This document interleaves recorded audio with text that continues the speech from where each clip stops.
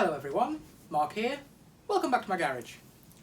So, in this one, I am going to take you through the process of my exciting journey of fitting a quick change tool post to the Myford Super 7 lathe.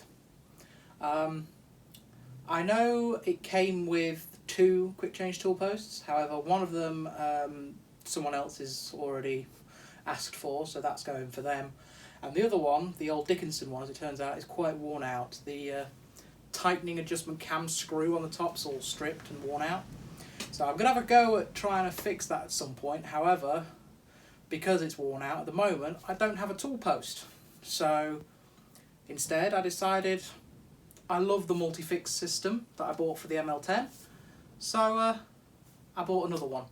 And the handy thing is, as it turns out, both of these lathes use the same size of Multifix Toolholder, which means I can swap tooling between the two. That's really useful. That means I don't have to spend as much on tool holders, and also I don't have to buy duplicates of all my tooling either, which is fantastic. So what I'm going to do is I'm going to get the lathe all ready. I'm going to take the current tool post off it. I'm going to take the compound off, strip it, because I need to take some off the top of it like I did with the ML10 in order to get the centre height correct for the 12mm insert tooling that I'm going to use. I like to use the 12mm because it's wider, therefore it's more stable, it's got less prone to twist in it, and therefore it's just generally stronger and better at taking cuts. So I'm going to strip down the compound. I'm going to put it in the Ello mill over here, and I'll take, I think it's going to probably be about maybe 2, possibly 3mm off the top of that. I'll do a bit of time-lapse footage of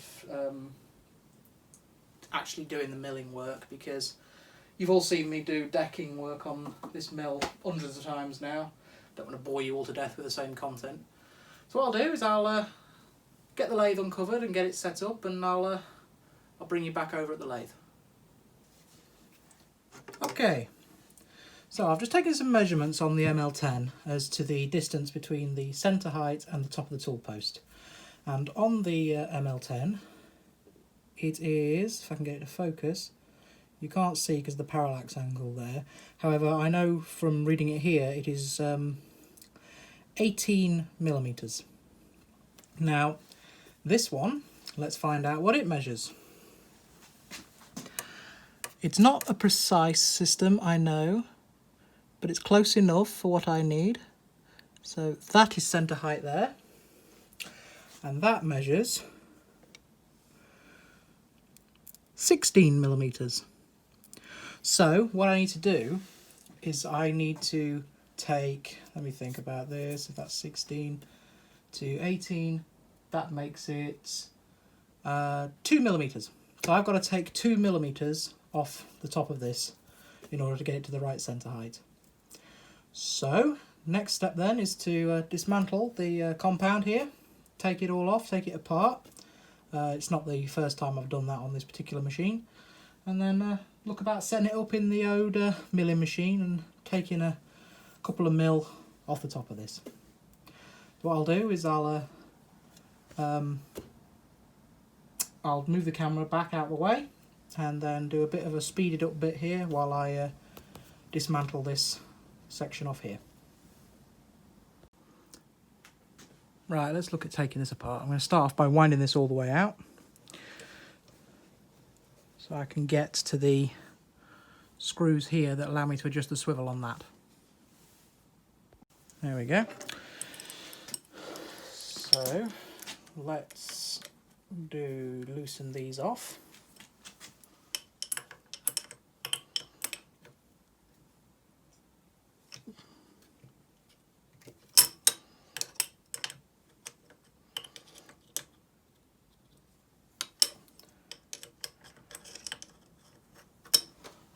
So I can then spin that back to 0.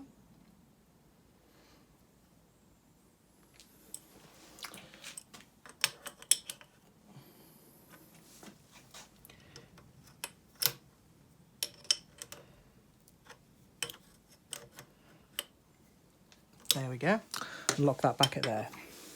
Now, the easiest thing to do this is just going to be to wind this all the way out off the end. So let's do that.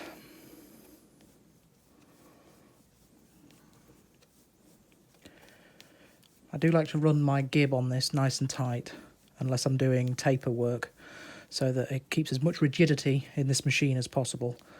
Because it may be not a real cheap Chinese import, however it's still a small machine at the end of the day, therefore not overly rigid. And there it is, off comes the compound. Let's move the gib out of the way. I'm going to leave the gib on here just so that I don't risk getting that knocked, damaged or anything like that. So next step then is I'll take this over to the bench and start stripping it all down. Right, got it set up in there now. All nice and down flat on some parallels. Beautiful, all in place. Right, what I'm going to do is I'm going to just speed through this with a bit of time-lapse footage for yourself, because as I said, you've seen me do milling cuts, especially decking cuts like this before, so there's no need to show you all that again. Basically I need to end up taking 2mm off the top of this. Now I know that there isn't the space here to clear this with 2mm, but I'm just going to stop short before I start cutting all the way through this casting here. Probably come to about here somewhere with it, just so I've got a nice area to get it done on.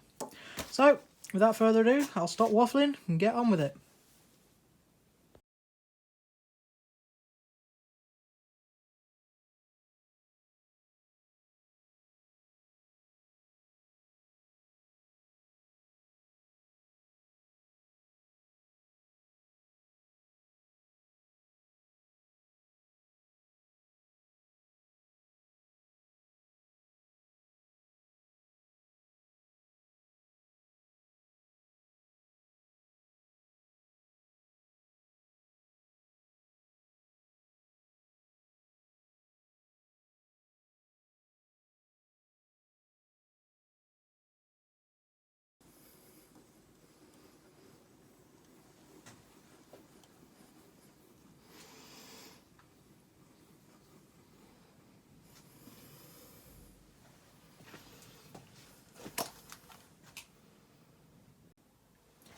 There we go.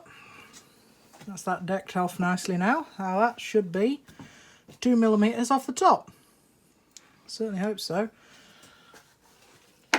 Looks like it because of the amount that it's cut into that other part of the casting. It certainly looks rather nice. It's all nice and flat. Not too bad of a chatter pattern on it either, all things considered, considering the history of this mill. That's not too shabby, that. Aye, I'm happy with that. I'll leave that be. Right, let's get this part out, clean it up, and see where we go from there. So there we go. That's got it off, all nice. And I will admit, considering I was concerned about some chatter that I was getting, that's still a beautiful surface finish. I'm quite pleased with that surface finish. Those little ridges you can see, actually you can't feel them. So that's quite a nice finish. Everything I've got to do on here is just tidy this up now with a file, just break the sharp edges, so let's do that.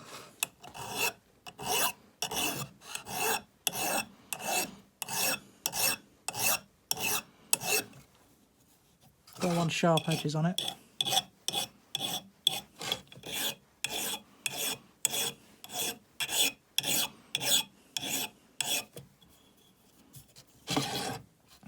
The thing about a slab mill is that it tends to leave a sharp edge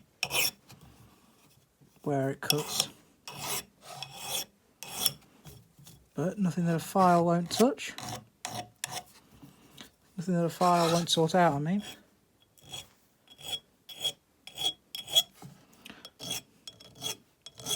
Didn't damage this back end too much at all, that's quite nice. Only just went into it a bit. There's a nice radius there. Beauty of using a radius, a slab mill, obviously means that it's a nice smooth transition. There's no not a big step or anything on it, so that's quite a nice transition. A nice little pattern on the back there. That's It's rather beautiful. Now it's all nice and smooth. There's no sharp bits to slit your finger open on. It's wonderful. So, next step now is to make the bushing that locates the new tool post central on the post. Now I just need to clean this hole up a bit and make sure there's no filings in it, then put this post back in, and then I can start taking measurements as to the size of the bushing adapter that I need. So let's start putting this together. Just clean this off a bit. Make sure that all the surfaces are nice and clean. There we go. So I'll just go grab myself some tissues, or some elephant bog roll, as we like to call it. It's the big blue sheet. We like to call it elephant bog roll. That just fits in there into the hole in the centre nicely, just to make sure that's cleaned out nice, like that. Seeing as it is an interference fit, you need to make sure that all these surfaces are nice and clean. Didn't damage the dovetail in any way doing that milling, which is always the goal. Make sure that the actual dovetails are nice and clean as well. There we go. It's rather spiffing. Now there is a little tapped hole there, and then there's also a corresponding tapped hole there in this. Now that hole there is what then locks the two together to prevent rotation as you try and tighten it. So as I slide these in, I need to make sure that they line up.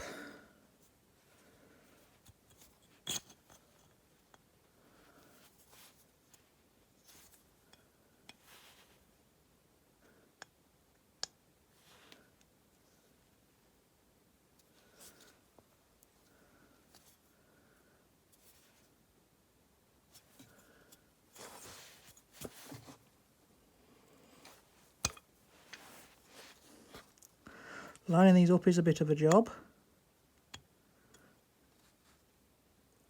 but once they're lined up like that and started, just put it over the edge,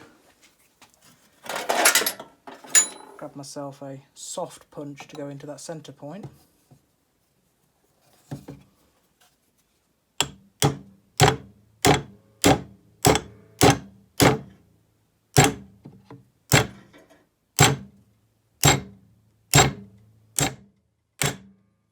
There we go, that went home. Now that seems to have seated rather nicely in there. Sorry guys, that was out of focus. Seated rather nicely, or however, I think the hole has moved slightly, which is annoying. Which means I need to try and knock it round a bit without destroying it. I don't think I'm going to be able to do it very well. Oh, that moved. Again.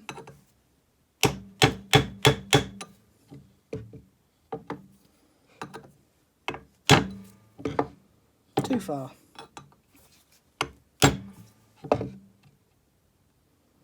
Right, as far as I can tell, that is now nicely in line through there. So I can now put the set screw back in. Thankfully I happen to know what size the set screw this is. Happens to be a number 2mm set screw.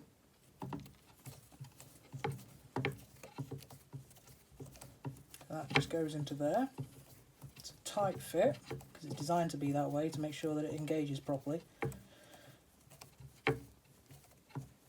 And then it just threads in slightly between both holes, like so. Now that should have engaged. I will just tap, just make sure that that's in nice and firmly. Yep, that's in there nicely. And the pin itself, you can just make it out through the other side. You won't see it on this camera, but it's just, I can see the other end of the set screw there, which is fantastic.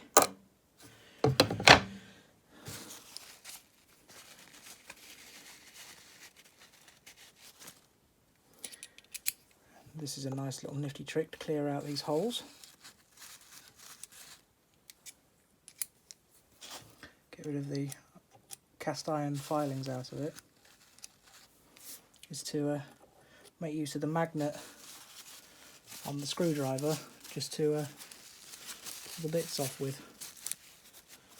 It just helps make sure that everything's out, and if not, I do actually have a magnet itself on a stick. Let's see if this will make any difference.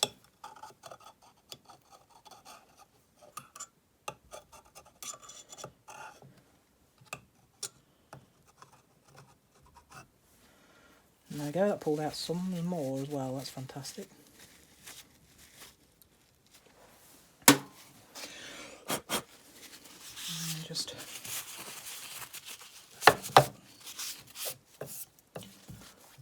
get rid of all the filings off that, and that is beautiful.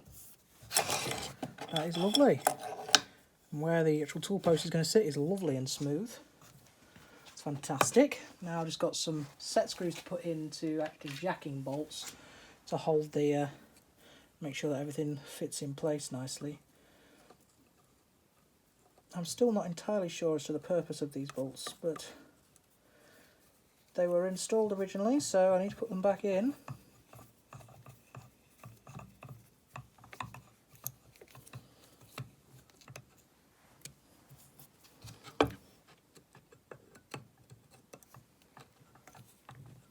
I've now run into a unique problem. They're too long. I don't actually think I need them though. Now I'm looking at this, I don't think I need them. So, instead, let's not put them in. What I'm going to do is just run them down into each hole to clear those threads out though. Just so that they are nice and clear, because well, I may as well do a proper job of it. Sorry if my arm's in the way there. It's a bit of a bear to start.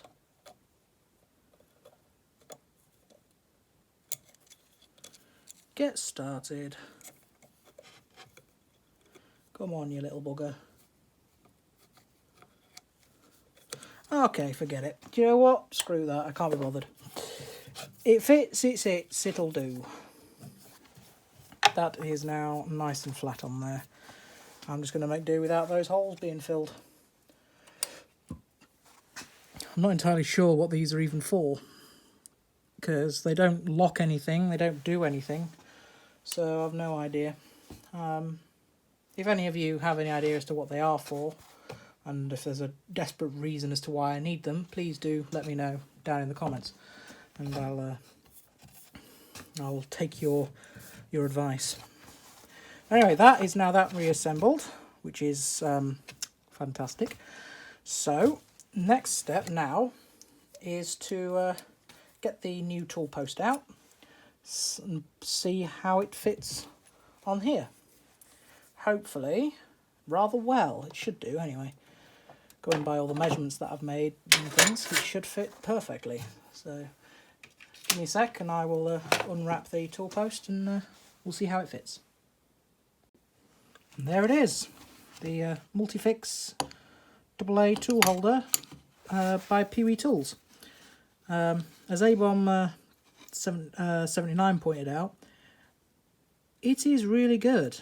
I've used one of these now on the ML10 lathe for about a month and a half, nearly 2 months now, and it does exactly what you need it to do without fail. It's a wonderful piece of kit. It's a great design. I really love the just the fact that even though it's so small and you'd expect it to be delicate, it's not. It's really, really solid and hard and strong, and it can take a lot. It can take all the pressure that you can throw at it in terms of tooling pressure on the lathe. I really love that PeweTools do the smaller sizes that were never originally available to allow people like myself to fit these styles to their lathes, because they are the better tool post holder in my opinion. They just offer more flexibility in terms of your tooling position without wearing out your threaded bar or your nut. You don't need to have a spanner with you all the time to adjust your position. You can literally just release the tool off it, spin it, drop it back in. And the fact that you've also then got the drilled holes for your pin for the anti-rotation that you can put in here to then accept Morse taper adapter tooling, so you don't risk twisting but can still hold it in your tool post. That's just amazing. That's just a wonderful feature. Personally, on this one, I'm not going to be making use of the dowel pin locating, because I like to have still have the fine adjustment for dialing in the work, for dialing in the tool post, rather using an indicator on the cross slide. But if you're sure you're going to be setting it to the right position and then just locking it off dead, then it's a wonderful feature, and it's nice to have it there as a comfort in case you feel like you want to have that. So that's wonderful, and it dismantles really easily to be able to get to all the parts. So you take that off, which is the top bushing. It has the arrow little pointer needle in it. That comes off, just slides off like that. That's what allows you to set your positions that you need on it, on the dial face there. Once you've taken that out, the actual spline shaft centre post comes out. It's wonderful. It comes with a hardness certificate as well, show how hard it is. It's been hardened to. Trust me, that is hard. You do not want to be trying to modify that. However, fortunately, that fits rather nicely over that with room to spare. Then you have the actual clamping shell mechanism itself. Now, the way that this works is a cam action in the back. So you can take the cam lock piece out, which acts as the ratchet system and also then the main primary lock system as well. Just a nice little piece. And then you've got the just the actual cam action there. It's a wonderful simple design, and just pulls against that to create really strong tension. I think it's an amazing piece of equipment. It works really well. I have nothing but good things to say about this particular tool post. It's brilliant.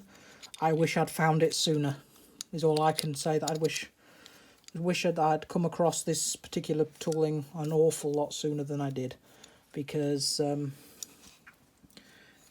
it's definitely worth it.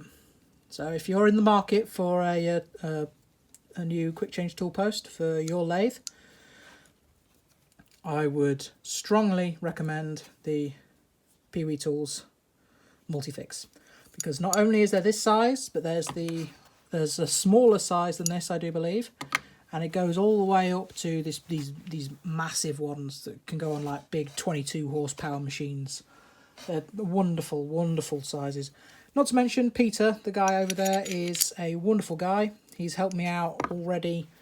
When I was initially speccing up my first one, he was able to help me out and point me in the right direction as to which size I would need, and also how to modify things in order so that I could then fit different size tooling on it for when I needed it, which is truly amazing. Truly, truly amazing. So yes, there we go. The Multifix Toolholder. So the next bit here now is that I've got to now get that to fit that. So let me have a think about it, and I'll bring you back once I've figured out what I'm going to do. Right, the first thing I've got to do is make a bushing to go on the bottom of the shaft down here to locate in this centre down here. So locate in there like that. Now this is a piece that I'd just found, a bit of scrap. Should be able to fit it in my mini lathe, and then just turn it to fit. If this won't fit, I will see if I've got any other bar somewhere. I'll just see if I can figure a creative way of holding this at the moment that doesn't involve an awful lot of setup, to be able to just turn the OD down to fit the inside of the tool post to fit in there. Because it needs to be a very very tight, close fit, but not so close that you have to press it in. It needs to be a slip fit, but an accurate slip fit. That only needs probably about 0.25 of a millimetre, taking off the OD of that. So let me think about how I'm going to do this, and I will bring you back over at the mini lathe. Okay, first thing we've got to do is I've got to face that off now, just to clean it up. Hopefully I won't hit the chuck. If I do, you'll see here what not to do with a lathe. Here we go. Let's see if I can work around the camera.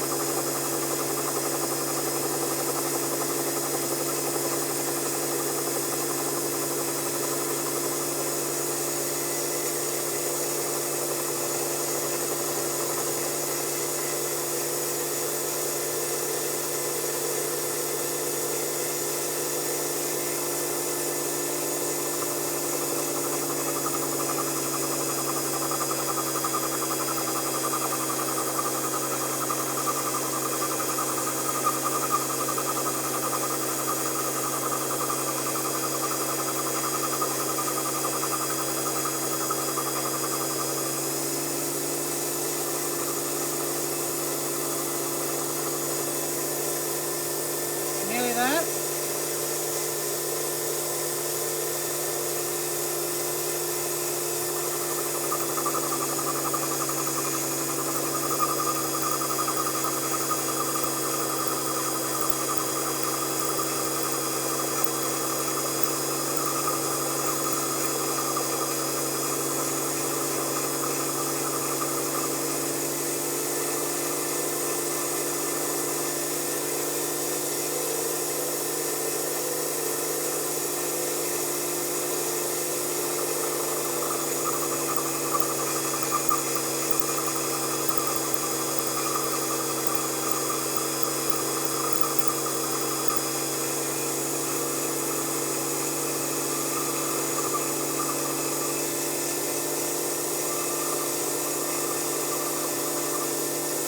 A little bit more should clean it up now.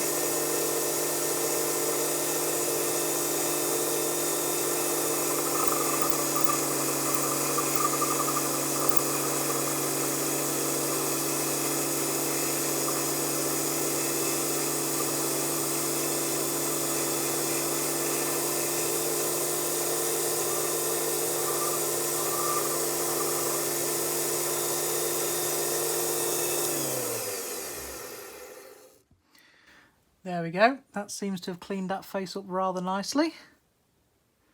That looks beautiful, that. So, next step now is for me to try and figure out a way of actually holding this to be able to turn the OD on that. And I'm thinking what I'll probably do is make a little mandrel just for it to sit down onto. So let's get making a mandrel, shall we? Change of plan. I've decided I'm going to bore it out to size first, so that way then I can make a mandrel that's actually the correct internal size. It's just going to be easier to do it that way. So I've got my boring bar set up. Let's give this a whirl, shall we?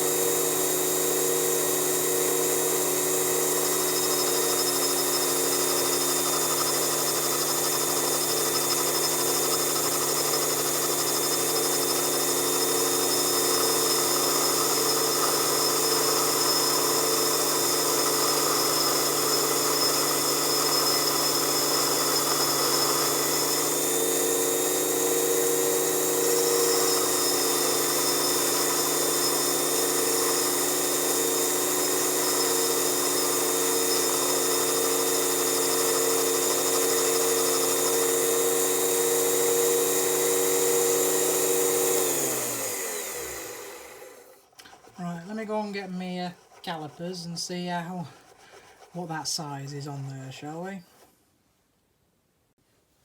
Okay, here we go.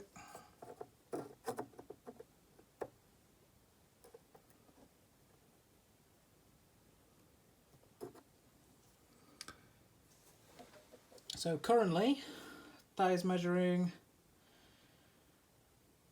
10.7 6. So that's 10.76. Right, I'm just going to go and measure the diameter of the shaft that I need to get to, and then I'll be right back. So I'm aiming for just over about 11.1 mil.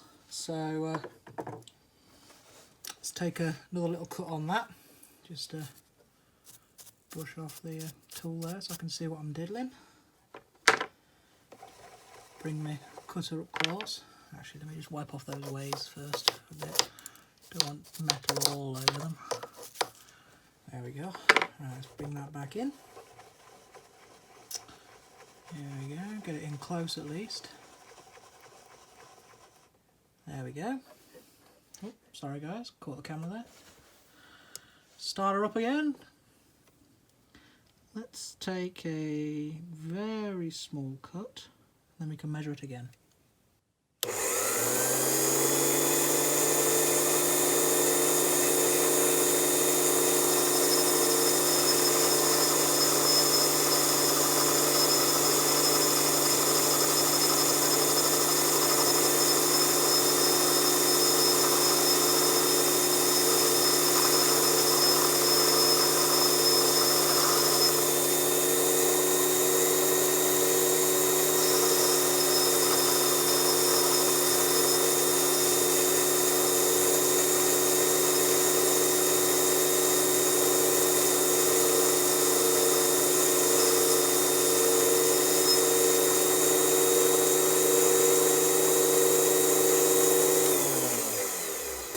Retract the tool out of the way, and let's give it another measure.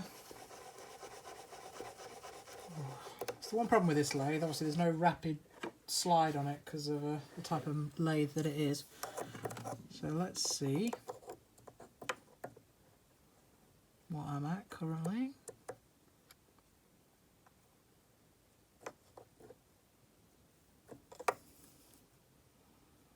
Now in theory, that should be the right size. That is just over 11 mil, which is what I was aiming for. I don't know if you can see. Just over 11 mil, exactly what I was aiming for. So, proof of the pudding is in the eating. Let's get the part and see if it'll fit through the hole. And just like that, it fits on perfectly. Now there's a slight amount of slop in it, ever so slight, but sadly there's not a great deal I can do about that now. But that's fine, that's where it's going to sit, down there like that. So when I say slight, there is only a very slight, maybe 0.05 of a mil, maybe. It won't be sitting up here where it's looser, it'll be down there at that point.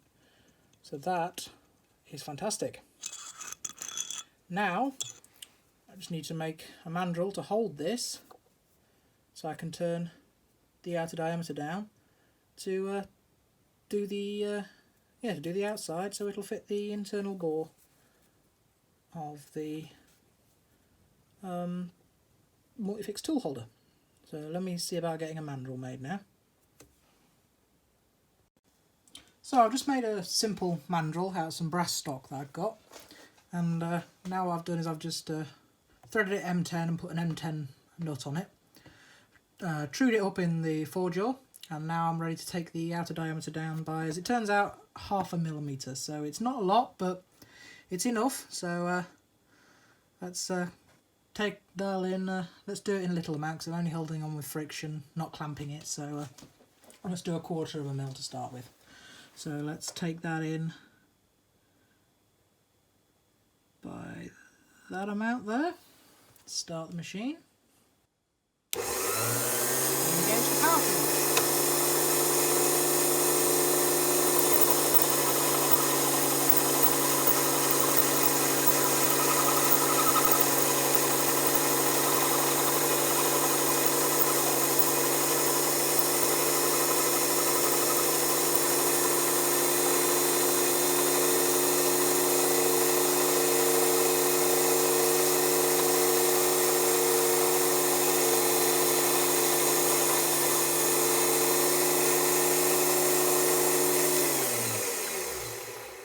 Let's give that a quick measure.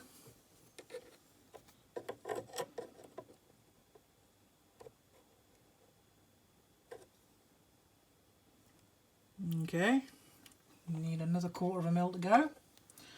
So let's dial that in there. Let's give it another shot.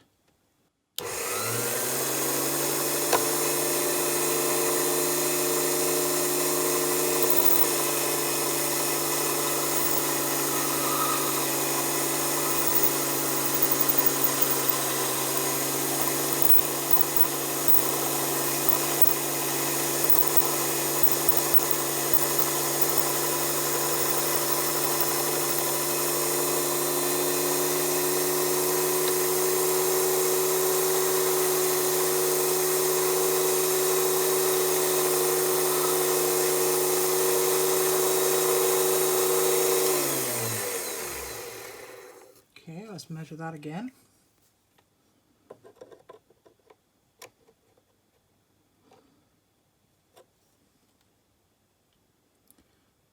Just a tinsy bit more to come off that.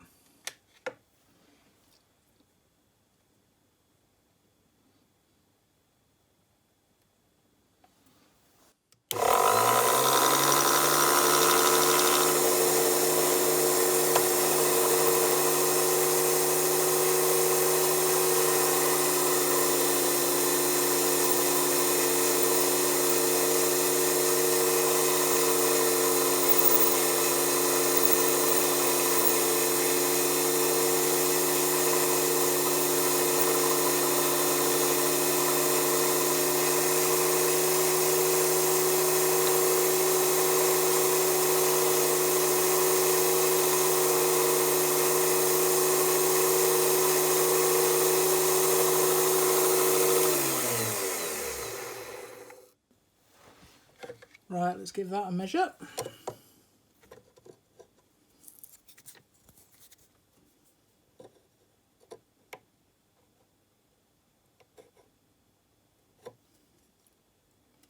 So close. Just got a bit more to take off it. What I'm going to do is I'm going to finish off this part and then I'll bring you back over at the bench once it's all to size.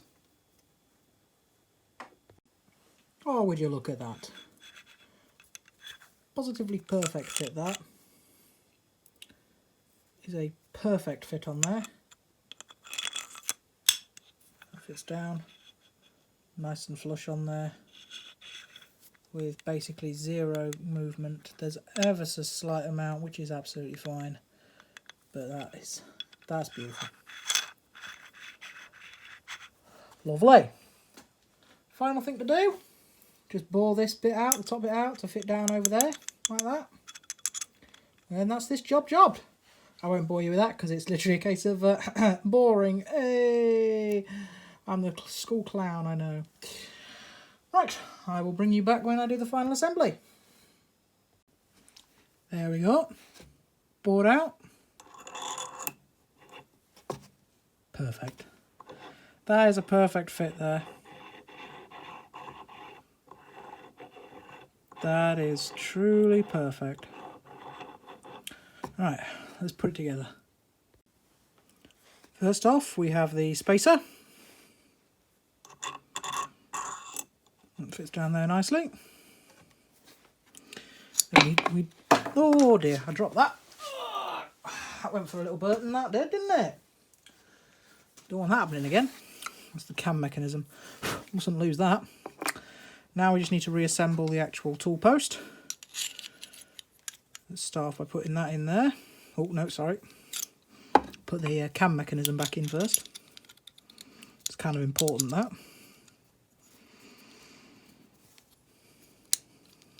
There we go. That goes in there. Then the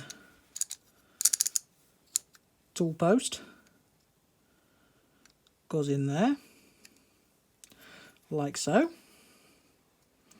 And this whole kit and caboodle drops down over the top, like so. Goes down nicely. Then we take the indicator arrow, goes in the groove, in there. And finally, the whole thing goes down on the top like that. Set that to 0. And voila, one complete tool post. That is the business. That's the business, that. Smashing. And there we have it. One complete tool post with the nut, all in position. Ready to go back on the lathe.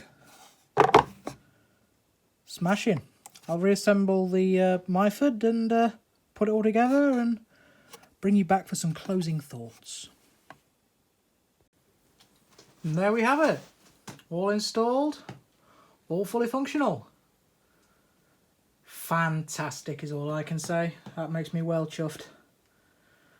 Proper happy at that. Checked it, everything all works, everything gets to centre height beautifully. I am super happy with that. All nice, and I've adjusted the gibs properly on this now, so it's not overly stupid tight either. It's got a, it's nice and smooth to the operation. Rather beautiful. I do love the Pewee tool holders. Fantastic.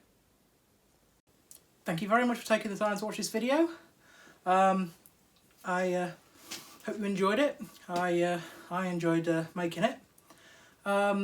I would genuinely recommend the PeweTools Multifix system if you want accuracy, repeatability, and just great build quality every time. I would definitely recommend it to anyone looking for a quick change tool post.